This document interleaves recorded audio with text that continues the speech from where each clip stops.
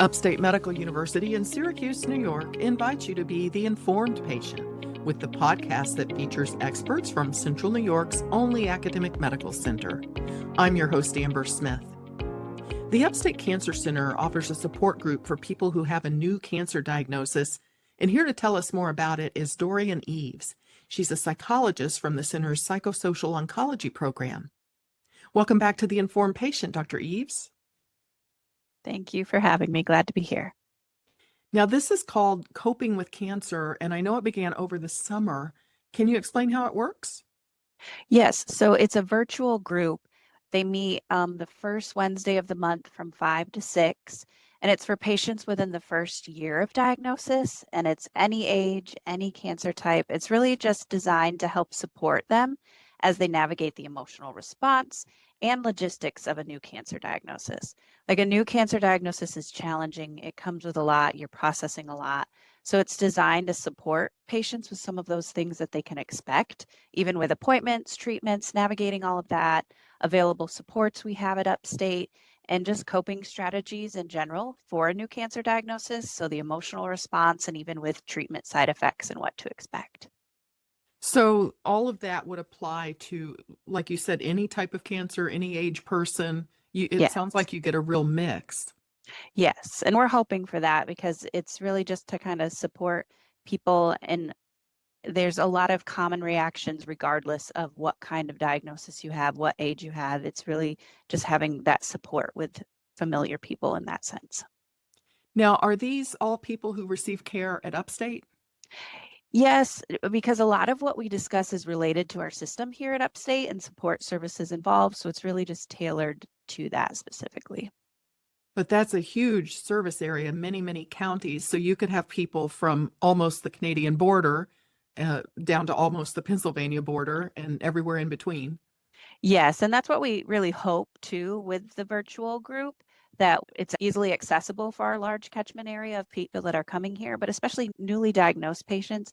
They're coming here for a lot of appointments, so we don't want to necessarily add to that burden, but we want to be able to have access to that and they still be able to join these things. So hoping to be able to catch them, and if anyone ever has feedback of a day or time or something that would work better, we're always open to trying to help our patients the best we can. Now, I noticed this is for patients, but you also say the patient can bring one person along with them into the Mhm. virtual support group. Why do you do that? Yes, we're hoping that that's also a supportive aspect, just as it's helpful for someone to attend medical appointments with the patient, especially in the beginning. I think the extra person picks up on things that maybe the patient might not pick up on, and vice versa. But they're also being able to support them in the future. Like they pick up on the things, but they remind them of, hey, we kind of talked about this coping strategy, or this might be helpful. But it's also a new diagnosis is a lot on family members and loved ones and a caregiver. So it's also helping them and supporting them in this new cancer diagnosis because they're navigating it very differently, but also together. And we even have one of our classes and sessions is tailored to support for a caregiver.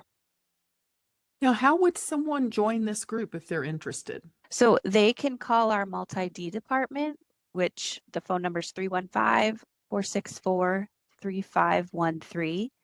There's also a QR code on our flyers around the waiting rooms and around the different areas of the cancer center that they can kind of scan with their phone and get connected to the WebEx link, or they can ask any of their providers, nursing staff, anyone to connect them, and we try to make it as easily accessible as we can. Is there a theme for each Mhm. meeting, or do you have like an open question and answer? How does it work? We've designed the group as more of an educational group because we're providing information, but there's also time for discussion and collaborative support because that's what makes groups also helpful too. And it's also tailoring this information to the patient specifically within their life. How is this going to work?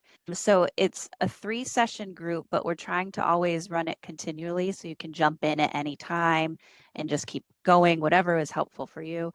The topics covered are really understanding a cancer diagnosis, navigating appointments, financial assistance, things that can help with treatment and treatment side effects like nutrition and exercise, sleep management, and mindfulness activities.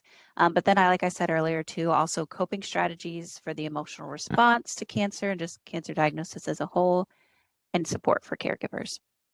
This is Upstate's The Informed Patient podcast. I'm your host, Amber Smith. I'm talking with Upstate Cancer Center psychologist Dorianne Eaves. There's a new support group called Coping with Cancer for people who are newly diagnosed with any form of cancer. It meets virtually from 5 to 6 p.m. on Wednesdays. Do you have some general advice about navigating treatment that would apply to anyone with a new cancer diagnosis? One of my top recommendations is usually to try and keep a sense of routine, hobbies, and activities as much as one can.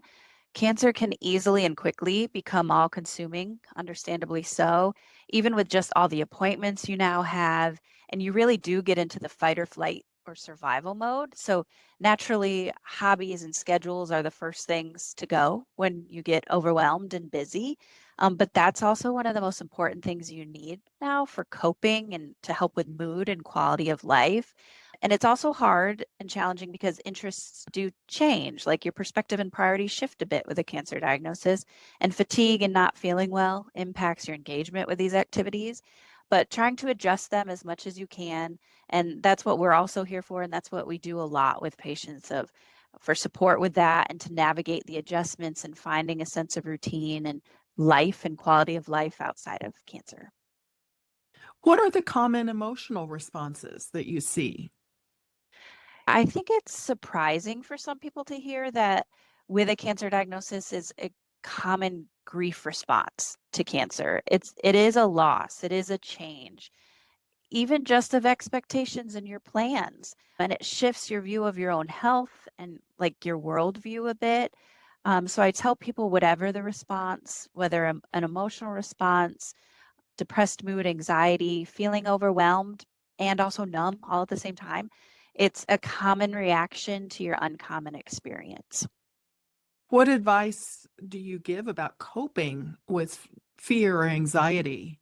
It's kind of what we just talked about. It's really trying to keep a sense of routine and even socialization, hobbies, activities as much as you can, because that is coping, that's distraction.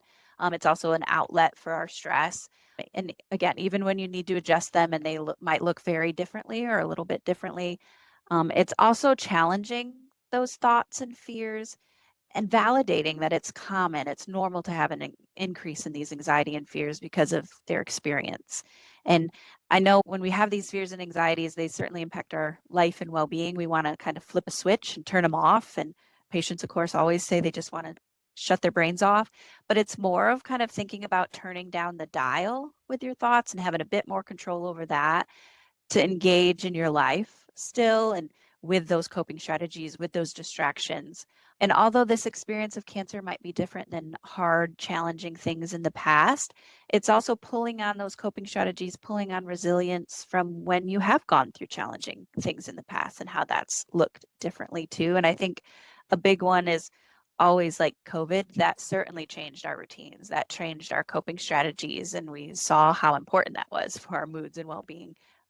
But what did you also do? You were kind of stuck at home, and with cancer, you're often at home, not feeling well or trying not to pick up germs. So it's kind of doing those things that can be helpful too. Do you see that cancer makes a different impact or people have to cope with it differently in terms of if they're at home versus in their career? I know some people really don't want to let the world know that they have a cancer diagnosis, but of course their family is going to be knowledgeable. Mhm. So do you see people having to kind of treat it differently in different aspects of their life? Yes, I do. And I think that makes it just the personalization of this experience. And I think that's important for patients to really identify with what's important to them. What are their values? What's helpful coping for them? How and do they want to communicate this with people, or how can they communicate it differently with, of course, with their family and close loved ones versus distant people, and what do they want that to look like? And everyone's different. So part of our work with patients is navigating that. What do you want that to look like? How can you communicate this? Or if you don't want to do that necessarily too. And yeah, cancer is a ripple effect. It impacts our relationships, it impacts our careers and work too. And for some people, having work and that stressor isn't helpful, or they're not able to continue work, of course, through treatment. Or for some people, really want to keep that because that is helpful. That is their routine and socialization and coping too. And everyone's different. There's not a one size fits all in this. And we really have to find what works for the patient, what's helpful for them and coping and within their values. Do you ever encounter people who go into denial about their diagnosis? Yes, and again, it's completely understandable that they do. Like this is a significant change. It's a lot of information to process, especially in the beginning, that you can naturally just shut down because like we said, fight or flight mode, survival mode, and to a certain extent, denial is a coping strategy too. And especially in the beginning, it might look like that, or different throughout your experience, different times it might look like that. I think it just becomes problematic when it impacts your engagement in treatment or in your engagement in your life and quality of life. How much, because you talked about like the symptoms of fatigue or pain, even, how much does that contribute to a person's emotional well-being? Mm, Very much. I see this frequently, obviously, with treatment side effects. And it's such a cyclical pattern because when we feel lousy, our mood is usually lousy. But then when we're also tired and in pain, we're not able to engage in our routines or activities as much. That would also be helpful for our mood and well-being. So it's just a vicious cycle. And again, this is when we can work with patients on different pacing strategies to not overdo on better days and underdo on really challenging, not great days, and also adjusting those coping strategies and activities and hobbies. Now, do some people in the support group also seek or receive individual therapy? Yes, they often do. A lot of times I'm seeing people and they're interested also in the group. Sometimes we take a little break with individual therapy to join the group just so you don't have too much going on. And the group is kind of that helpful, supportive sense in that way. And then we kind of pick up later if that's helpful. But yes, they're often doing both. What other cancer support groups are offered at Upstate? Our program runs another one usually in the spring and fall, and it's a cancer and cognition group. That's also kind of an educational group. We provide compensatory strategies and discuss things like chemo brain, which is often a hot topic and a problem for patients that so many see, but also how cancer and mood impact your brain and also impact memory, attention, and different things like that. And there's also some other groups that other people run too. There's new groups living with incurable cancer, survivorship in breast cancer, the Pink Champions breast cancer group. There's a head and neck support group and a prostate cancer group too. I see. Now, you're part of the psychosocial oncology program at the Upstate Cancer Center. Can you tell me more about that program? Yes. So, like I've been saying, really, our program is to help with the emotional response of being diagnosed with cancer and living with cancer. I tell people cancer affects a lot more than just the physical and really has a ripple effect in a lot of areas of your life. So, that's where we come in to support people to help improve mood, quality of life, provide some coping strategies for anxiety and sleep, and like I said, just a normal response to your abnormal experience and how we can support you and find a quality of life when you certainly wouldn't choose this or approve of this change. Well, if you would, can you please give us once again the phone number if someone's Mhm. interested in learning more about how to join this support group? Yes, of course. It's 315-464-3513. Dr. Eaves, I appreciate you making time for this interview. Thank you. Of course. Thank you. My guest has been psychologist Dorianne Eaves from the Upstate Cancer Center. The Informed Patient is a podcast covering health, science, and medicine brought to you by Upstate Medical University in Syracuse, New York, and produced by Jim Howe, with sound engineering by Bill Brokel and graphic design by Dan Cameron. Find our archive of previous episodes at upstate.edu/informed. If you enjoyed this episode, please invite a friend to listen.